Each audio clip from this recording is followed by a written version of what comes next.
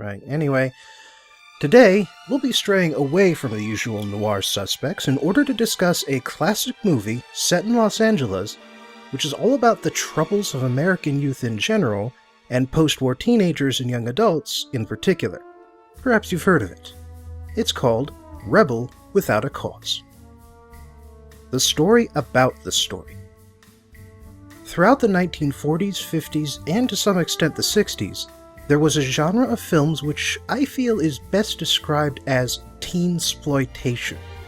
The movies would follow the lives of teenagers and young adults as they performed some crazy new fad, or at least what the filmmakers thought was a crazy new fad, and while the film's plots were centered around some heavy-handed moralistic message, the only reason people actually watched these movies was to see crazy young people doing crazy and frequently illegal things. The Mystery Science Theater 3000 catalog is positively brimming with these movies. Untamed Youth, Wild Rebels, The Hellcats, Daddy-O, The Beatniks. I could go on.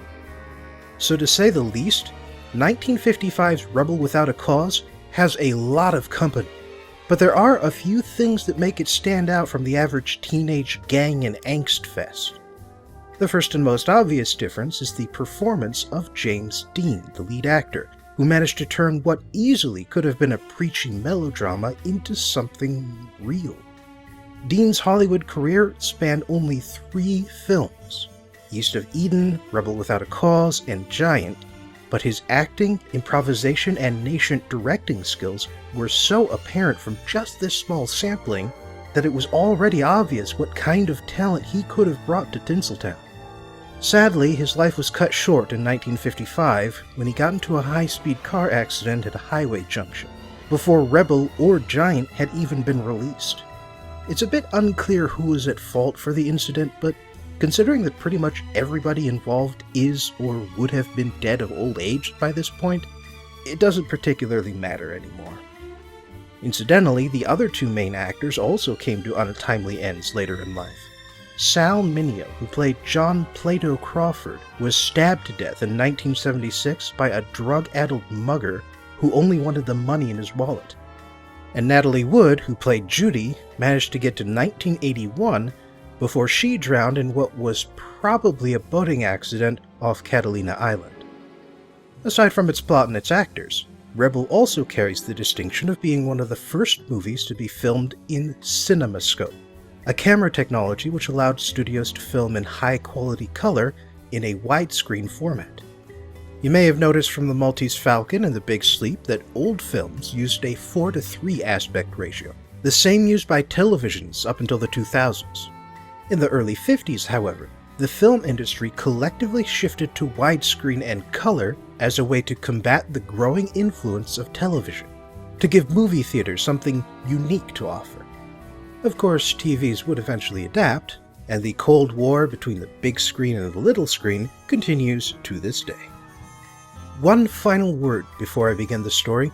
According to some people, specifically queer studies film critics, Rebel Without a Cause contains some blink and you'll miss it homosexual subtext between Jim Stark, James Dean's character, and Plato. Personally, I don't see it. Plato seems like he's looking more for a father, or at least a big brother, rather than a lover. I figure the reason why anyone thinks their relationship could have been different is because Sal Mineo came out as bisexual during the 60s, and queer critics started looking back through his filmography for evidence. So it's not what I would call a very direct reading of the film, but it is an interesting historical note.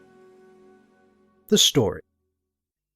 Rebel Without a Cause starts out with some unusually active credits, thanks to James Dean as Jim Stark improvising what a crazy drunk guy would do if he stumbled across one of those symbol monkey toys on the street. When the movie proper begins, Jim has been brought to Juvenile Hall in Los Angeles for public drunkenness. And in a rather clever move, this is also where we meet the other 2 principal protagonists. The first is Judy, who was found wandering the streets alone after her father caught her wearing makeup and called her a dirty tramp. She's very upset with this, to the point where Natalie Wood set a new Hollywood record for longest crying scene. But she gets even more upset when she hears that her mother's the one who will be coming to pick her up. To say the least, Her relationship with her father is complicated. She also leaves a compact behind on her chair. Next, we see John Crawford, whose friends call him Plato. Mind you, John doesn't have any friends, which would mean that his nickname is self-assigned. And as we all know, self-assigned nicknames are the saddest kind. Before going in to see an officer, Jim offers Plato his jacket, but Plato refuses. Giving jackets will become a motif, by the way, so keep that in mind. The reason Plato's in juvie is because he shot his neighbor's puppies with his mother's .45. And when the officer asks him if he's getting any psychiatric help, Plato explains that his mother thinks they're too expensive and that they don't work. But based on what happens later, yeah, Plato really needs some professional help. Now this is just an amateur opinion about a fictional character here, but John seems to have borderline personality disorder. He forms deep attachments easily. He goes through powerful mood swings, and he otherwise has an unstable personality. It certainly doesn't help that Plato's father abandoned his family and his mother is constantly away, so he thinks that she abandoned him too. He does have a nurse, but he knows she's not his mom, and she's simply not equipped to keep Plato in check.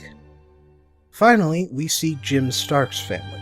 His father's a pushover, his mother's a nag, his grandmother doesn't help, and apparently his family tends to move as soon as Jim causes trouble, so he also has issues with putting down roots.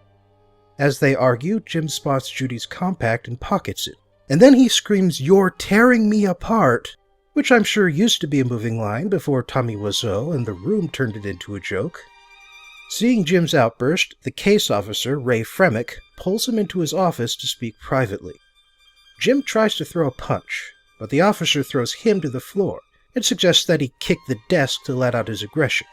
He does so, and there's this sudden loud musical sting right at the end which was apparently added to cover the nervous laughter of the audience. They also discuss Jim's other big problem, which is the way he reacts whenever anyone calls him a chicken. Since his dad's a milksop and he doesn't want to be one, that particular insult tends to hit a nerve. Jim suggests that his dad should just straight up punch his mother and maybe that'll make her happy. Which is a comment to cringe at today, but to be fair, number one, the movie was made before second-wave feminism began, and number two, Jim's home life really is dysfunctional, even if his solution isn't the right one. The next morning, Jim's getting ready for school when he notices that Judy lives next door. Notably, this breakfast scene is the last time we'll see Jim's grandmother. Jim hurries after Judy and invites her to go to school with him in his car, but she tells him she's already got a ride. The kids. Within 10 seconds, a car packed with teenagers pulls up and she squeezes in with the rest, giving one of them a kiss and giving Jim a significant look. Jim gets in his car and then asks the kids for directions to school, but they give him a hard time instead. At school, Jim gets in trouble right away for stepping on the school crest, and while he apologizes, the gang from earlier is watching him. Later on, Jim manages to be late in getting to the observatory field trip, another mark against him, and when he sees the gang goofing off during the presentation, Jim lets out a big moo when Taurus comes up. Sadly, the gang is not amused. Or possibly they're too amused. Either way, they decide they're going to pick on Jim. And as Jim delays going outside to confront them, he connects with Plato, who informs him that the gang is called the Wheels, and the leader's name, Judy's boyfriend, is Buzz. As they exit the building and keep watch for the Wheels, Plato tells Jim about an abandoned mansion nearby where they could lay low for a while.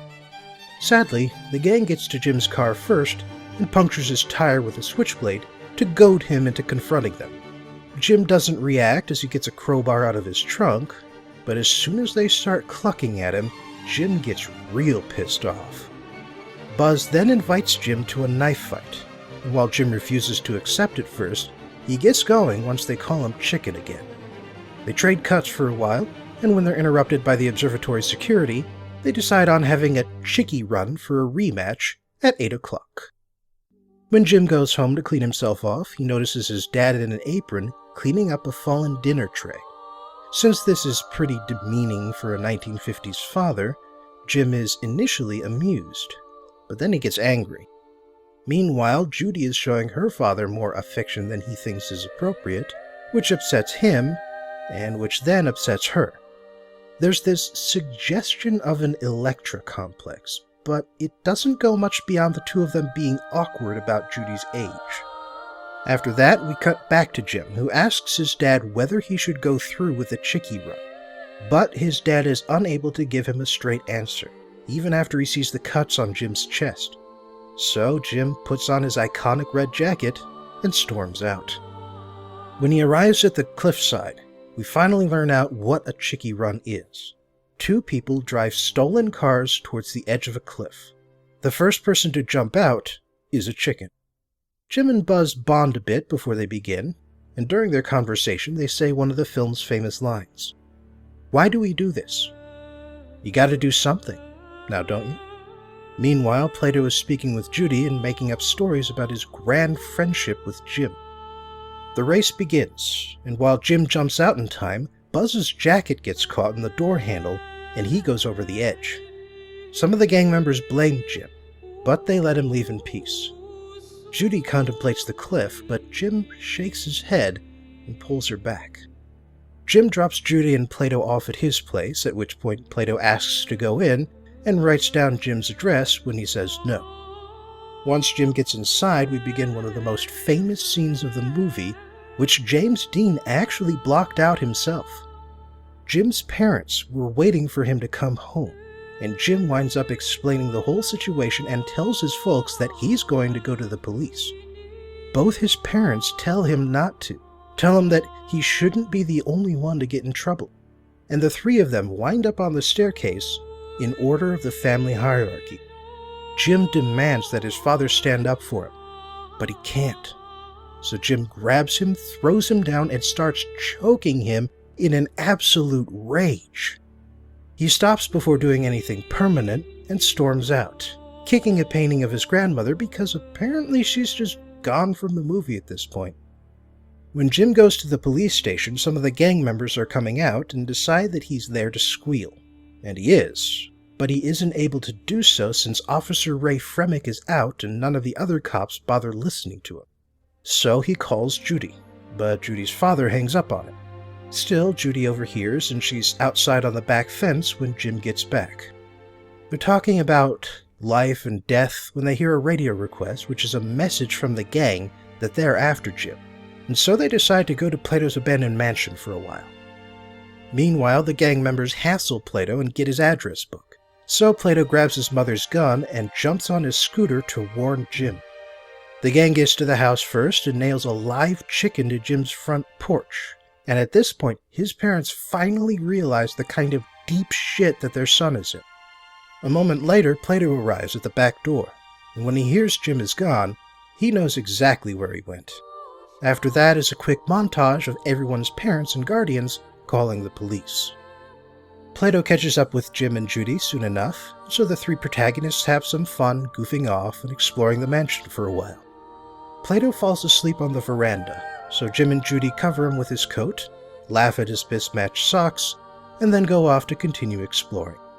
As they relax by a fire, Judy admits that she's in love with Jim, in love for the very first time, but eventually the gang shows up to start the movie's climax. The first person they find is Plato, and although he manages to fend them off in the pool and then escape into the mansion, the whole experience of being seemingly abandoned again and attacked has driven him off the deep end. He shoots one of the gang members, and when Jim shows his face, Plato tries to shoot him too. When the police show up, Plato runs into the woods, and Jim, Judy, and the cops follow him to the observatory. At the same time, Ray has Jim's parents in his car when he responds to a call for backup. Jim and Judy manage to sneak in past the police cordon, and Jim does his best to calm Plato down. He manages to do a decent job of it, giving Plato his jacket in the process, but he doesn't do it well enough. Ultimately, he's too non-confrontational, just like his father, and while he gets the gun from Plato and pulls the magazine out, he doesn't realize that they're still around in the chamber, and he gives it back since he doesn't realize how the cops will react when they see Plato holding it. He talks Plato into coming out of the planetarium by saying all his friends are outside, but when Plato realizes the cops are not his friends, he flips his lid and starts running again. In the end, the cops shoot Plato down. As Jim grieves for his friend, his dad comes up and promises to do better by him in the future, offering his jacket in turn. The film ends with a tracking crane shot of everyone leaving as an observatory employee goes in to start a new day. The analysis. In 1946, Dr. Spock, no, not Mr. Spock, Dr. Spock, published a book called The Common Sense Book for Baby and Child Care, which started a revolution. Up to that point, the lingering Victorian philosophy was that parents should be harsh with their kids because the world is harsh, and you'll spoil them if you show them any affection. Dr. Spock's work represented the first fruits of applying psychology to child care, and he determined that the opposite was true. Children need a bedrock of love and affection, along with some solid discipline, in order to face the rest of the world in all its horrible glory. He argued that mothers and fathers should trust their instincts and treat their children as unique individuals rather than blindly listening to child care books and pediatricians and strictly following meaningless schedules. At the same time, World War II jump-started the field of child psychiatry, thanks to collecting background information and behavioral results from all its soldiers, incidentally creating a set of statistics that linked a bad home life to stuff like insubordination, desertion, and dishonorable discharge. This was the point when people first started to realize that the way parents behaved could directly and permanently affect who their children would become as adults. And as genetic theory solidified in the 50s, people first asked that question, nature or nurture? What has a bigger impact on who a child will become, the environment or genetics? Teensploitation movies were as much a result of the growing interest in child and developmental psychology as they were a way to get around the production code. It was a young field at the time, so everyone was throwing out their pet theories as to why the damn kids are always acting up. Nowadays we have piles of statistics and case studies, so the answers are more clear than before. But 60 years ago it was still very much anybody's guess. Rebel Without a Cause has endured because it got unusually close to the truth, uncomfortably close. And it did so despite everything the censors did to try to water it down. And a large part of the reason was James Dean. Thanks for joining me again for today's film review, and I hope you'll join me next time for another noir classic which doesn't bring up the sentence that is its title until the last 3 minutes, and which is about two people who make a series of bad decisions.